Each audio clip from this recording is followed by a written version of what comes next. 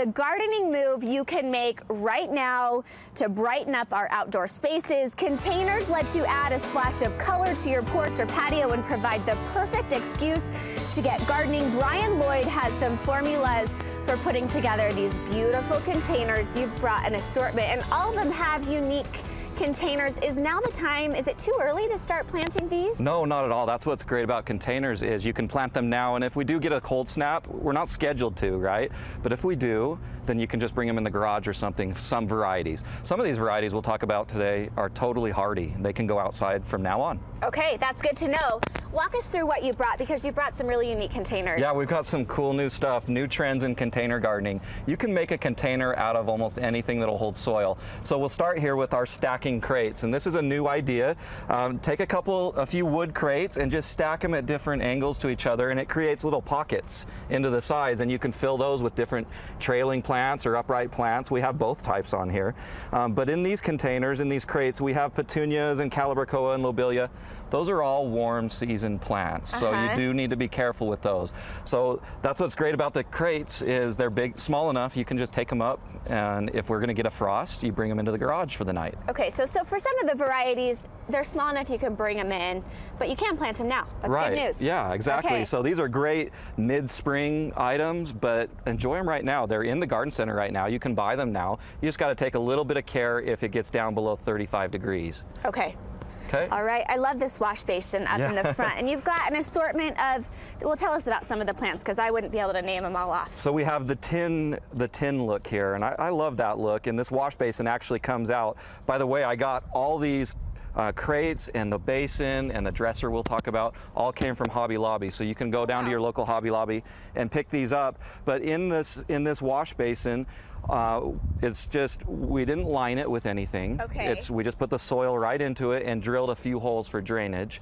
But the plants in here are just simply geraniums and spikes, Dracaena spikes. So a really simple combination, but that simple, it's kind of like a simple elegance, right? It makes the plant, the wash basin, the old look of the wash basin stand out with the elegant look of the geranium. And I noticed you choose just two colors here, white and green. Is that kind of something that you're seeing? Yeah, that monochromatic look depends on how you want to go, but that works from time to time as well. Okay, and this dresser is super fun. You've pulled out the drawers and created container space in the drawers. Exactly, yeah. So the dresser drawers are made out of wood, so we did line these with just a garbage sack. Okay, so that's all you need is a garbage sack. We drilled holes in the bottom of the drawers for drainage, and then we cut slits in the bottom of the sack for drainage.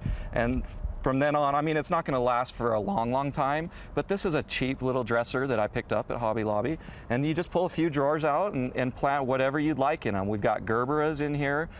We've got combos between petunias, calibrachoas, which are like mini petunias. There's the purple and the yellow there. There's the verbenas, the little white and purple bicolor plant there on the top. And then we just decorate the top of it with a couple adornments, you know, the lantern, and then we have a traditional planter, this ceramic, high-fired ceramic planter.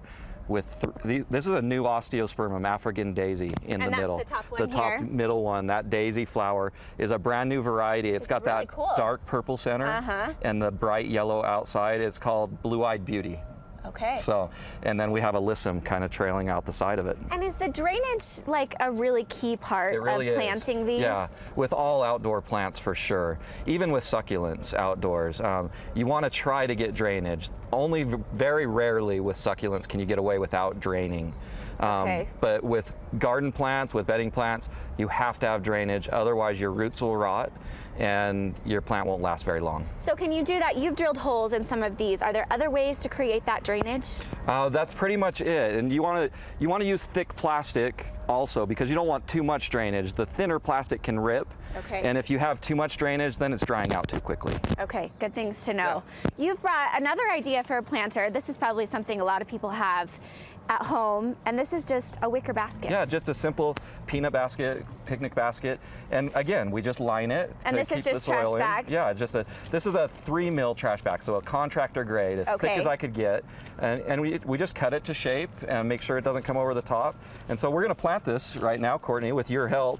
I'm going to pick out a couple plants, but why don't you pick out? So I've got these that are going to go in it: the columbine, the coral bells, and a snapdragon. Why don't you pick something that you think on your table that complements that, and I'll start putting these in. Loving this pink color here. And I want to show you, while you notice this is twice as deep as our container. Yeah, it is. It looks huge. So we're going to deal with that really easily. We're just going to take it out, and I want to show people that it doesn't matter that the roots are in that shape. We can reshape them. So we're going to take a lot of the soil out. We might lose a few roots in the process, but we're going to try and keep most of them. Okay, so you're just taking out the bottom half so that you think it will fit in this basket. So I'm just making it so, yeah, so it'll fit, and then I can spread the roots out once I get in there. So that's probably good enough. And now I'll just plop it into the side, and it fits perfect.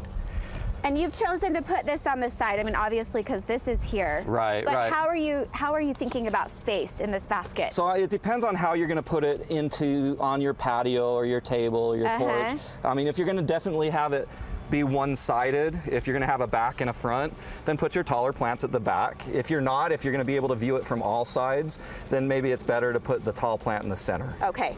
And we call that tall plant our thriller. Thriller. Yeah, we've always taught, Brooke knows these well. Every year we talk about thrillers, fillers, and spillers. So the thriller is your focal point, your tall plant. And the fillers are like this snapdragon that I just put in. So this one that I pulled from this side, is this a filler? Yep, okay. Yep. And then a spiller will trail. So let's put that one in right here. I'll get it. You don't need to get dirty if you don't want. Hey. And that's what is this one?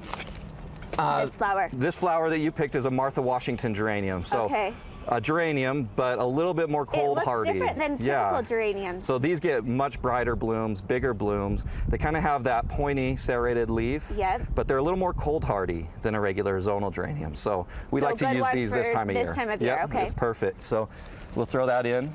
And you're not doing anything to the roots right now.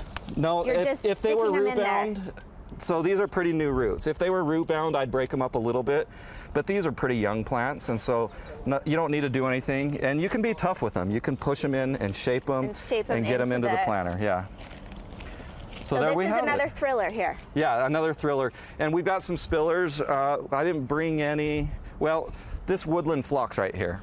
This is kind of a cool one. I love the lavender sky blue color of this. Yeah, that is a pretty color. It kind of goes with this one. What did you say this one was called, this top one? So that's a columbine, and this will kind of offset it. And this is a woodland phlox. And we'll just put that in to kind of spill over the side. This will trail to a certain extent. So we'll squish that in there. There you go. So again, you can be rough with roots. Turn this over so everybody can see kind of what you've done here. Courtney, this is what we're going to do this weekend at Container Fest at all the Home Depots. So this weekend, Olson's Greenhouse is at your local Home Depots, and you bring your pots from home or find a unique container somewhere, or you can shop at the Home Depot. They have a huge selection of pots and containers. But you get your containers, and we'll fill them up with free soil, free potting mix for you. And you just buy your plants there, and we'll plant them up and get our hands dirty for you. You can stay clean and get the perfect, most beautiful container. And help them make look good, because that's what you're so great at. Time and date of that Container Fest? So that's this Saturday, April 15th from 8 a.m. to 2 p.m. And it's at all Home Depots from Logan down to Provo. Hey, thanks so much, Brian, for stopping by and giving us the ins and outs of container gardening. We appreciate it.